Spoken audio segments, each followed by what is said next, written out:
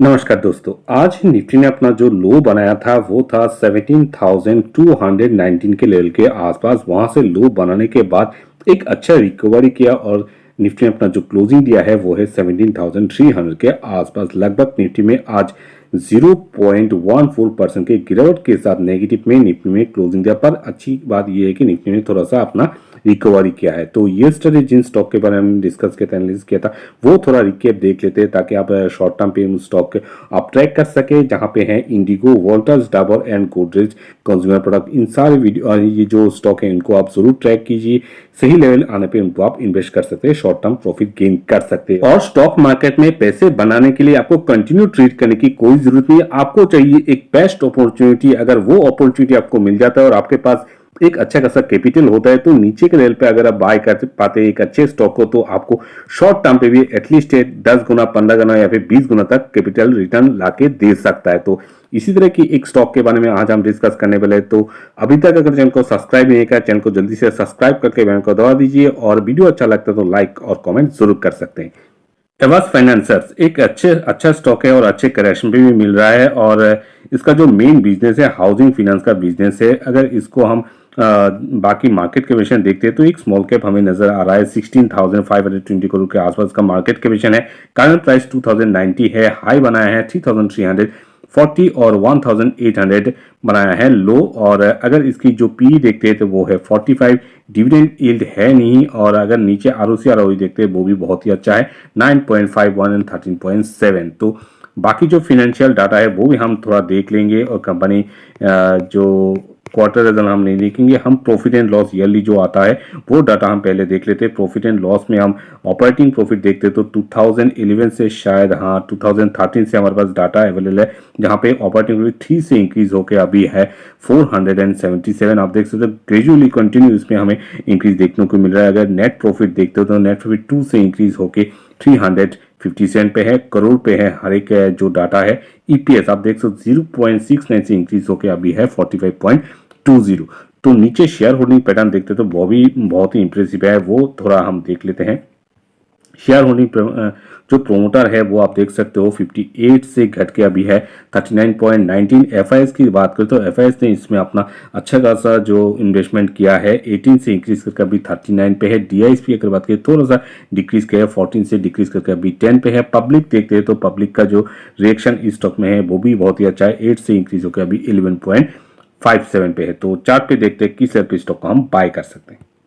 तो आ चुके हैं हम लोग चार्ट पे, एवास के चार्ट पे, और 1 वीक के कैंडल से पूरा चार्ट रिप्रेजेंट कर रहा हूँ। और इसकी अगर देखते हैं तो 2018 में लिस्ट हुआ था और वहां से ऑलमोस्ट 788 के प्राइस पे ये लिस्ट हुआ था। वहां से उसने जो रिकवरी किया और आप देख सकते हो उसने जो हाई बनाया 3000 के ऊपर बनाया। पर आप देख सकते हो 2018 से लेकर 2020 तक इस 4 साल में उसने आपके रिटर्न को ऑलमोस्ट 4x रिटर्न निकल के दिया। मतलब आपके 1 लाख को उसने 4 लाख करके दे के रखा है।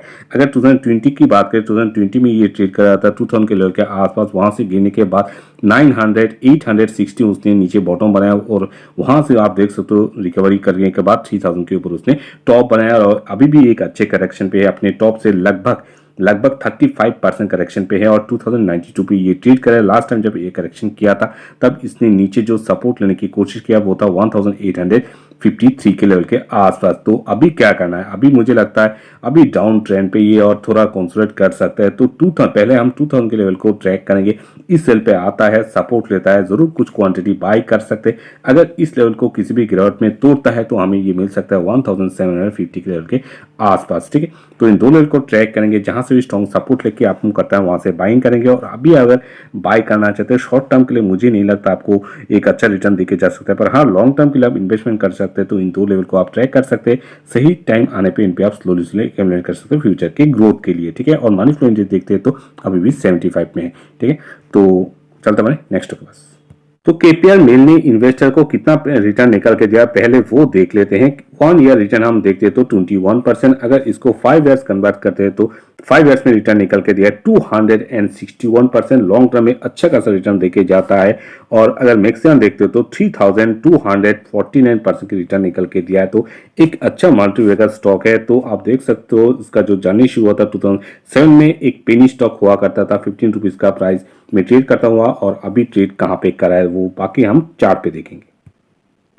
केपीआर मिल एक स्मॉल कैप स्टॉक है और इसका जो टॉप है 700 के ऊपर 750 के आसपास उसका टॉप है और अभी ट्रेड करे 550 के लेवल के आसपास एक कॉन्सोलिडेट फेज पे चल रहा है। तो यहां से अगर बाय करना चाहते हैं तो बाय कर सकते हैं, ऐसा नहीं कि बाय नहीं कर सकते। तो अगर यहाँ पे 550 या फिर 570 के आसपास अगर इसको बाय करते हैं तो आपका जो टारगेट होना चाहिए वो होगा 600 और पहला टारगेट 600 और उसके बाद होगा 600, ताकि शॉर्ट टर्म के लिए बोल रहा हूँ, ठीक है। तो किसी भी कारण किसी भी मार्केट के प्रेशर के कारण 550 को अगर ये तोड़ता है तो हमें मिल सकता है सीधा 500 के लेवल के आसपास, ठीक है। तो इन दो लेवल को ट्रैक करेंगे, जहां से भी स्ट्रॉन्ग सपोर्ट लेके आपको करता है वहां से बाइंग कर सकते हो। एक चीज जरूर आप ध्यान पे रखिए, अभी भी इतने अच्छे करेक्शन पे है नहीं, तो फिर जो मीडियम रिस्क टेकर है वही इस पे इन्वेस्ट करिए, वरना जो लोग कंजर्वेटिव टाइप के इन्वेस्टर है वो इससे अभी दूर रह सकते हैं। अच्छे करेक्शन पे नहीं है और थोड़ा डाउन ट्रेंड पे भी मुझे लग रहा है, ठीक है। तो किसी भी मार्केट के प्रेशर में आता है तो नीचे भी जा सकता है, तो सिर्फ मीडियम रिस्क टेकर इस पे इन्वेस्ट कर सकते हैं। और एचडीसी लाइफ को कहां से बाय कर सकते हैं वो भी शॉर्ट टर्म के लिए 1 वीक के कैंडल से पूरा चार्ट रिप्रेजेंट करो एचडीसी लाइफ का। और इसका जो टॉप है 700 के ऊपर, इसका टॉप है 760 और 70, वहां से गिरने के बाद लास्ट टाइम उसने जो सपोर्ट लिया था वो था 500 और 500 एक स्ट्रॉन्ग सपोर्ट जोन बना के बैठा और वहां से ही सपोर्ट लेने के बाद ये 600 टॉप बना रहा है, ठीक है। तो अभी भी ये करेक्शन के बाद 527 पे अभी ट्रेड कर रहा है, तो 527 पे कुछ क्वांटिटी जरूर बाय कर सकते हैं। 520 या फिर 25 के आसपास अगर मिलता है वहां से जरूर बाय कर सकते हैं। अगर यहां से गिरता है तो स्ट्रॉन्ग जो सपोर्ट है 500 वो हमें सपोर्ट देने की जरूर कोशिश करेगा और वहां से आप नेक्स्ट बाय कर सकते हैं। अगर यहाँ पे बाय करने के बाद वहां पे जाता है और वहां पे सपोर्ट लेता है, अगर सपोर्ट नहीं लेता तो हमें ये मिल सकता है 480 के लेवल के आसपास, जो कि अभी दिखता नहीं, ठीक है। तो एटलीस्ट इन दो लेवल को ट्रैक कीजिए, जहां से भी स्ट्रॉन्ग सपोर्ट लेके आप करते हैं वहां से बाइंग करेंगे और आपका जो पहला टारगेट होना चाहिए 575 पहला टारगेट, उसके बाद है 600, ठीक है। अगर इसको क्रॉस करके ऊपर जाता है तो चलता हूं नेक्स्ट के पास। वीडियो के शुरुआत में ही कहा था कि अगर आपको मार्केट में पैसा बनाना है तो कंटिन्यू आपको ट्रेड करने की जरूरत नहीं है। आपको चाहिए एक सही अपॉर्चुनिटी और एक अच्छा स्टॉक और आपके चाहिए एक अच्छा कैपिटल, वहां से भी आप अच्छा खासा पैसे बना सकते हैं, ठीक है। तो उन पैसे बनाने वाला जो कंपनी है वो है ग्रीन पिलर इंडस्ट्री। उनका जो मेन बिजनेस है प्लाईवुड बनाने वाला बिजनेस है उनका। और अगर इसकी मार्केट कैपिटल देखते हैं तो मार्केट कैपिटल है इसका स्मॉल कैप स्टॉक है, जो क्योंकि इतना जो रिटर्न सिर्फ एक स्मॉल कैप अच्छा स्मॉल कैप स्टॉक ही दे सकता है।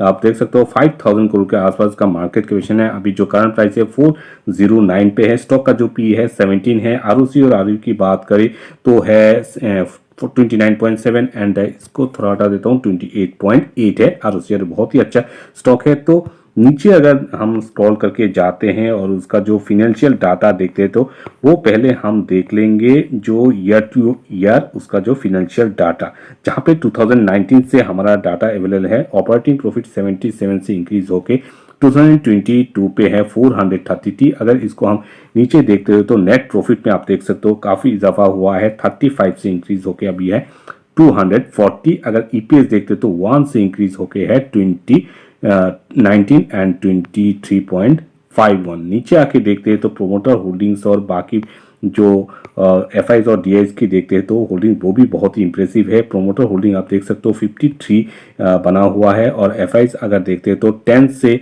डिक्रीज करके 6.29 और डीआईज की बात करें 19 से इंक्रीज करके अभी है 21.1। और पब्लिक देखते हो तो पब्लिक भी बढ़ चढ़ के इस स्टॉक में अपना हिस्सेदारी बना रहा है, 17 से इंक्रीज होकर 19.1 है। तो इस तरीके जो अच्छा ग्रोथ स्टॉक है उन स्टॉक पे अगर अच्छे करेक्शन पे अगर लगाते हैं तो वहां से हमें एक अच्छा रिटर्न भी मिल सकता है। कितना रिटर्न से तो कितना रिवॉर्ड मिल सकता है वो हम सारे चीज हम डिस्कस करेंगे अभी चार्ट पे। तो चलिए चलते हैं चार्ट पे।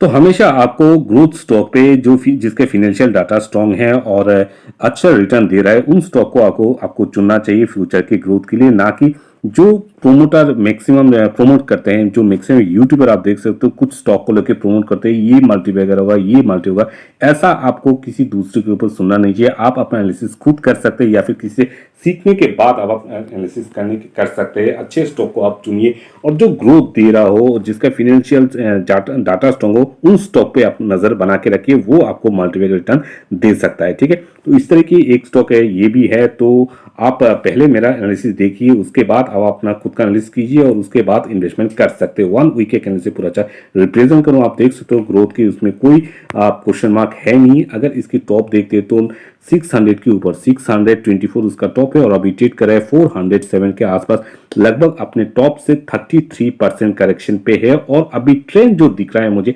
थोड़ा सा डाउन ट्रेंड दिख रहा है, ठीक है। तो अगर इसकी ग्रोथ की बात करें तो 2019 में आई थिंक 2019 में लिस्ट हुआ था 65 के प्राइस के आसपास, जो टॉप लिया था 62 के आसपास, और 2020 में उसने गिरने के बाद नीचे जो बॉटम बनाया था 25 के आसपास, वहां से आप देख सकते हो रिटर्न निकल के कितना दिया, 600 के ऊपर रिटर्न निकल के दिया है, और जो कि है ऑलमोस्ट 25x रिटर्न, ठीक है।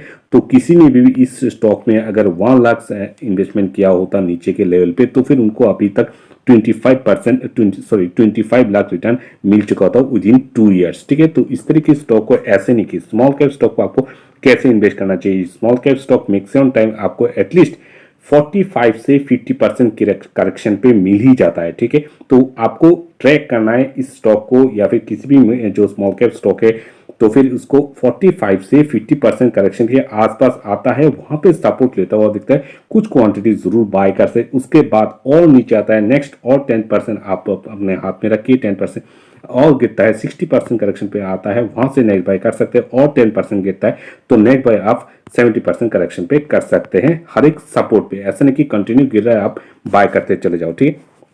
तो इसके लिए आप कहां से बाय कर सकते इस स्टॉक पे, तो मुझे लगता है थोड़ा सा और इंतजार करना सही रहेगा। एटलीस्ट ये स्टॉक आपको मिल जाता है 350 के लेवल के आसपास, वहां पे सपोर्ट लेता हुआ दिखता है, और जरूर बाय कर सकता है अगर सपोर्ट लेता है, और बशर्ते निफ्टी का जो व्यू है वो भी सही सलामत है, और निफ्टी एक अच्छे करेक्शन पे है, और ये स्टॉक भी इस लेवल पे है, और ये स्ट्रेंथ दिखा रहा है अपन का, तो वहां से बाय करता है। अगर कंटिन्यू इस तरह की वीकनेस नजर आ रहा होगा तो फिर आप इंतजार कर सकते हैं 300 के लिए। तो एटलीस्ट अभी के लिए मैं इतना ही, और शॉर्ट टर्म के लिए अभी इसको बिल्कुल मत चूज कीजिए। अभी ट्रेंड मुझे लगता है डाउन ट्रेंड ही है, तो फिर इस लेवल पे इन लेवल पे आने के बाद अगर सपोर्ट लेता है वहां से भी इसको बाय कर सकते हैं लॉन्ग टर्म के लिए। अगर लॉन्ग टर्म के लोग अपॉर्चुनिटी के इंतजार करने के बाद, आपको ऐसा नहीं कि 20 साल इंतजार करना पड़ता है, 2 साल में ही आपका पैसा बनता है। तो अच्छे अपॉर्चुनिटी इंतजार कीजिए, और जैसे आपको अपॉर्चुनिटी मिलता है पैसे हाथ में रखिए, और नीचे के लेवल पे अच्छे स्टॉक को एक्यूमुलेट कीजिए, फ्यूचर में आपको ग्रोथ जरूर ला के देगा, ठीक है।